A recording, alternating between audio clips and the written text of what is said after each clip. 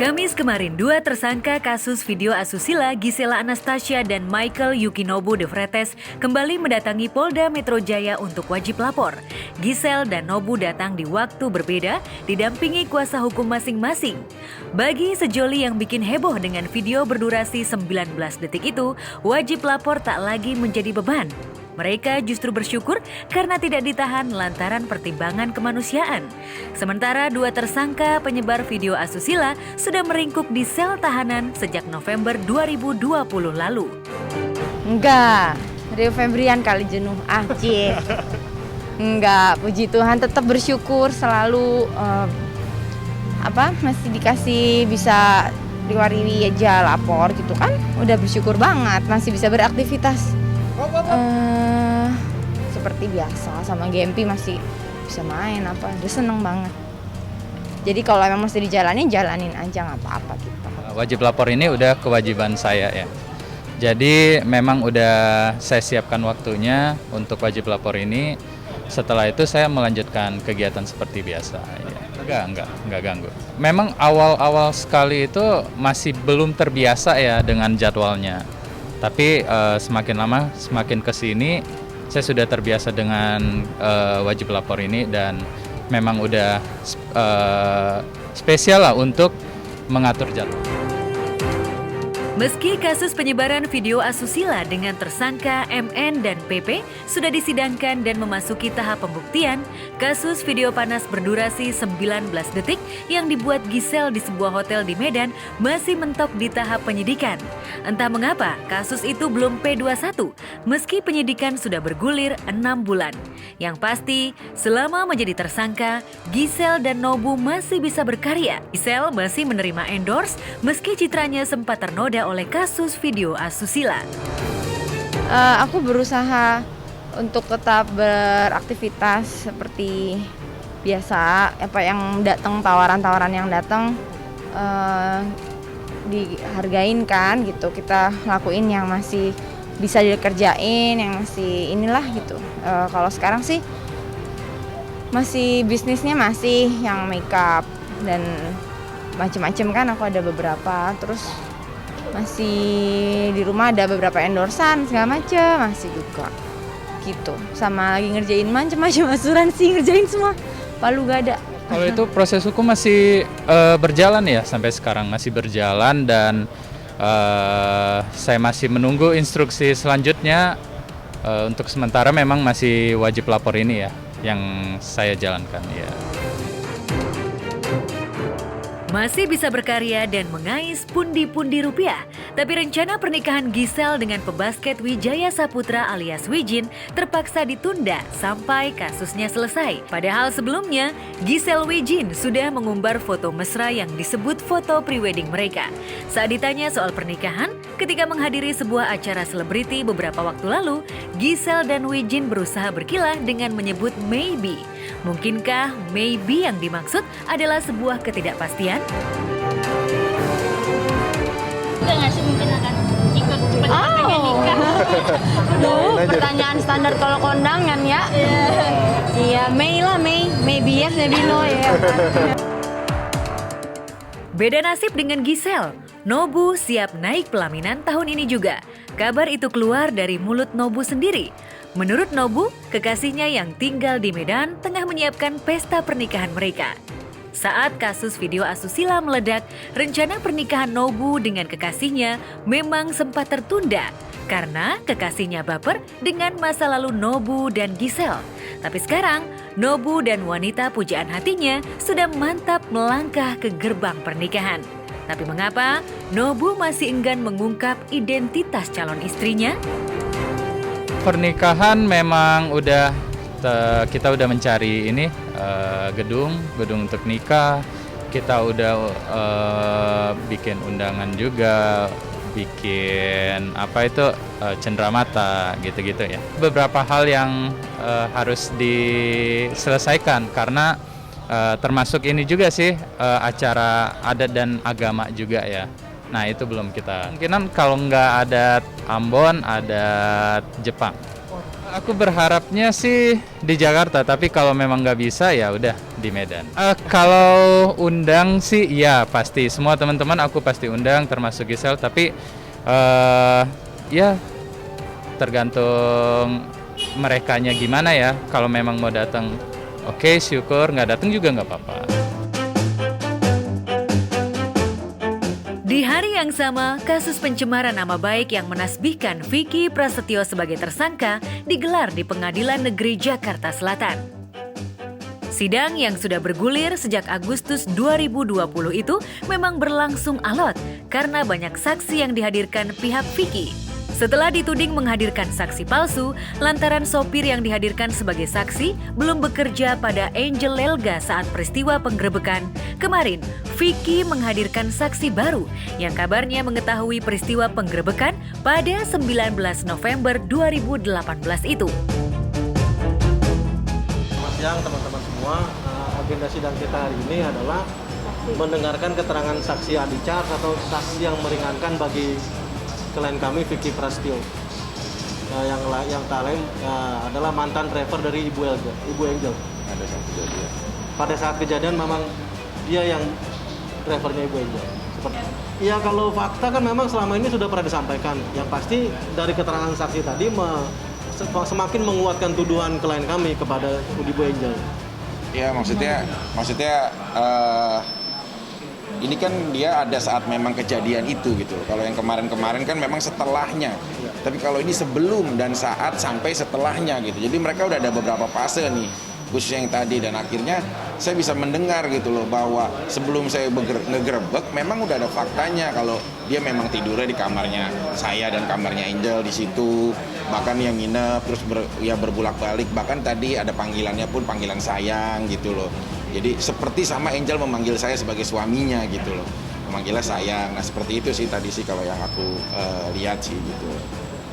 Jadi itu ya mungkin ya kita nggak tahu seperti apa Allah akan menghadiahkan kita di akhir. Nah mungkin ini beberapa rangkaian yang mungkin Allah mulai buka sedikit demi sedikit gitu loh, dari fakta-fakta kejadian yang bukan kata saya tapi kata mereka yang memang ada pada saat itu. Ya, Vicky optimis bisa lolos dari jerat hukum. Terdakwa yang sempat ditahan di Rutan Salemba itu merasa lega lantaran banyak pihak yang mendukungnya. Ia berharap bisa bebas murni agar bisa fokus menunaikan tugasnya sebagai seorang suami. Terlebih Kalina Oktarani istrinya sudah menunjukkan tanda-tanda berbadan dua. Sudah beberapa minggu, Kalina telat datang bulan. Benarkah karena tengah ngidam dan mual-mual, Kalina tak bisa menemani Vicky sidang? Aku belum periksa ke dokter, tadinya sih nanti begitu. Sekarang baru telat, harusnya tanggal 27, tapi sampai sekarang udah mau tanggal berapa 14-an ini belum dapet gitu. Aku belum tahu, tapi kalau lah aku lagi cari waktunya nih, mudah-mudahan dalam waktu dekat inilah aku mau cek. Ya pengen lah, berharap lah biar pengen punya keturunan lagi gitu loh, pengen biar punya anak lagi gitu. Kan Kalina juga baru satu anaknya gitu. Jadi biar aku juga pengen punya anak lagi, tapi kan kita nggak tahu nanti Allah akan memberikan kita seperti apa gitu nantinya gitu ya alhamdulillah sih Kalina juga tadi ikut, dia pengen ikut, aku pengen ikut ya gitu, pengen tahu ya udah ikut, alhamdulillah lah. Ramadan kali ini Allah memberikan istri buat aku gitu, jadi rumah tangganya juga berjalan. Cuma karena memang aku isi program buka, program sahur, program pagi, sore sampai malam, jadi memang ketemunya aku belum pernah sahur bareng duduk satu meja sama dia gitu, karena aku harus live kan gitu loh. Jadi dianya di rumah, kita belum ketemu sahurnya.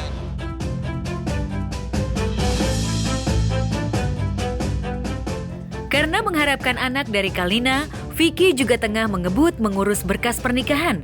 Seperti diketahui, pernikahan Vicky Kalina pada 13 Maret lalu hanya digelar secara siri karena surat kuasa wali nikah mempelai wanita telah dilampirkan ke pihak KUA. Itu sebabnya dalam waktu dekat, Vicky akan memenuhi semua syarat pernikahan. Lantas, bagaimana hubungan Vicky dengan keluarga besar Kalina? Benarkah menjelang Ramadan lalu, Kalina sempat bersilaturahmi dengan ayah kandungnya?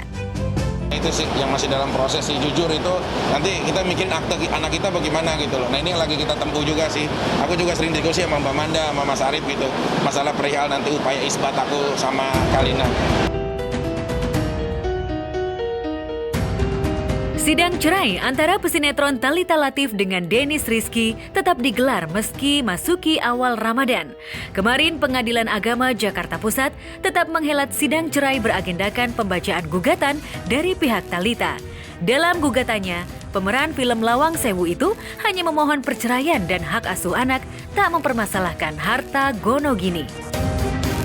Tadi kita baru masuk ke dalam pokok perkara, yaitu pembacaan gugatan, yang mana dilakukan pembacaan gugatan tersebut.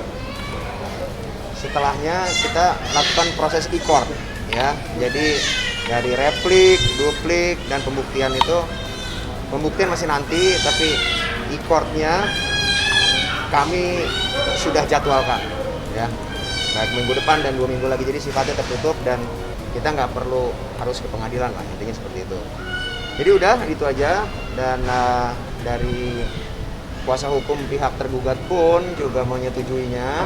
Jadi kita akan langsungkan sidang berikutnya melalui e-court karena juga efektivitas dan efisiensi waktu juga jadi lebih baik lah. Gugatannya sih Simpel aja, cuma dia ingin bercerai dan juga hak asuh anak di Mbak Thalita. Cukup gitu aja. Kalau harta Gonogini? Enggak lah, nggak apa penting. yang mau diminta Mbak dari dia. Nggak perlu juga. Iya, pokoknya saya pengen ini cepat selesai aja. Pengen juga lancar buat persidangannya sampai akhir. Saya nggak pengen lagi ada embel-embel macem-macem, dan nggak pengen juga ada yang take advantage dari kasus ini pihak-pihak lain gitu. Jadi saya pengen ini, saya di sini kan mencari keadilan ya. Saya di sini juga mencari hak hidup saya dan anak saya gitu. Jadi saya akan berjuang sampai terakhir. Apapun yang bisa saya perjuangkan untuk hak hidup saya yang sudah hilang bertahun-tahun gitu. Jadi itu sih gitu. Kalau tadi pembacaan gugatannya banyak Mbak, ada 9 halaman. Jadi saya nggak mungkin gitu. Tapi poin-poinnya ya saya yakin teman-teman wartawan yang di sini juga sudah tahu lah isinya apa. Seperti wawancara kita yang sebelum ini juga itu semua ada di dalam gugatan saya gitu. Jadi Petitanya cuma 2 aja. Kita minta bahwa untuk bercerai, Ya. setelah itu hak asuh anak ada di saya gitu. Jadi saya juga karena basicnya adalah memang saya bukan orang jahat dan saya bukan pendosa. Jadi saya nggak butuh hal-hal yang untuk bikin mempersulit ini gitu. Tapi ketika di dalam gugatan saya memang harus beritahu hal-hal yang memang menjadi masalah di rumah tangga saya. Menikah pada Oktober 2011, rumah tangga Thalita dan Dennis memang acap kali diwarnai cekcok berkepanjangan. Bahkan Thalita mengaku mengalami KDRT dari Dennis. Tak hanya itu, isu penelantaran ekonomi dan perselingkuhan juga memanaskan hubungan mereka. Itu sebabnya Thalita menutup pintu damai dengan Dennis. Ia menganggap perceraian adalah jalan terbaik yang harus ditempuh. Meski begitu, Thalita tak akan melarang Dennis untuk bertemu dengan putra semata wayang mereka. Saya sih gini ya, saya tuh lillahi ta'ala aja Mas gitu. Saya tuh niat saya itu kan nggak macem-macem di sini gitu. Dan kuasa hukum kita juga semuanya juga tahu gitu. Maksudnya kuasa hukum saya gitu tahu gitu bahwa memang niatan saya di sini juga jelas. Jadi ya udah, saya nggak perlu bertele-tele juga di dalam persidangan. Saya juga nggak banyak AIUEO kok. Gitu. Kita pengen cepet, lancar, tanpa ada satu hal yang mengganggu gitu. Kalaupun nantinya ada satu hal yang mengganggu saya akan perjuangkan apapun itu karena saya pihak yang menjadi korban. terkait tentang adanya perceraian yang sebenarnya tidak mau terjadi, namun sudah lebih dari 3 tahun diberikan waktu, oleh penggugat, oleh Thalita, oleh klien saya untuk ada progres. Ya. Namun pengharapan itu pupus dikarenakan progres itu tidak ada. Apa itu progresnya? Ya ekspektasi dari seorang wanita agar supaya suaminya bersikap layaknya sebagai suami. Ya. Tidak demikian, kita maju. Ini pun juga proses hukum, negara hukum. Jadi yang kita perjuangkan adalah hak-hak hukumnya seorang wanita di muka sidang kasus perceraian. Jadi gitu saya saya dalam masalah ini walaupun saya menjadi korban, tapi saya tetap menjadi ibu yang baik untuk anak saya. Saya tetap menjadi ibu yang bijak bagi anak saya gitu. Jadi saya akan melakukan yang terbaik sih untuk anak saya, karena selama ini hidup saya dan saya bertahan itu pun untuk anak saya gitu. Semua tergantung dia. Ya kangen, masa kangen setelah saya cerai gugat baru kangen gitu. Ya nggak gitulah konsepnya. Gitu. Jadi semua tergantung dia aja sih. Kalau itu saya tahu nih pasti karena kalian lihat Instastory kan. Saya juga lihat, makanya saya tulis I'm not Rihanna. I don't love the way you lie. Oke, cukup ya.